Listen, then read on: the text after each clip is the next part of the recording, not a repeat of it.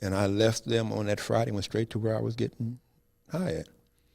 You know what I'm saying? And I said, well, now that I'm broke, you guys can take care of me like I took care of you.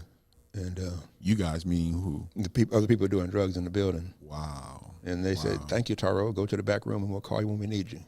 And I went to the back room and waited. You know, and in 1988, in that span of time, I hung out at a dope house until they said that it was time for you to go. And I went to the streets.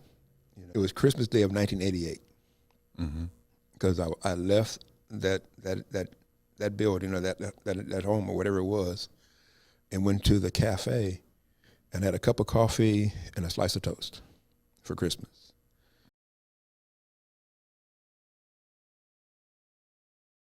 Went to Martin Luther King Hospital in LA, and I gave him the x-ray and sat there for about 2 or 3 hours.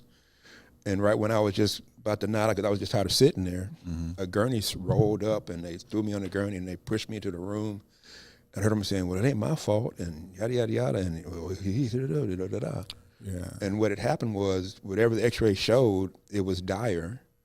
And if they waited any longer, maybe an hour or more longer, I may have died. Yeah. You know what I'm saying? And that was the last day I did drugs.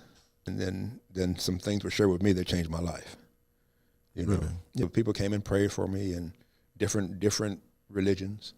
You know what I'm saying? And then Alcoholics Anonymous came and shared their message. And then Narcotics Anonymous came, and when the guys came, it's always the same way.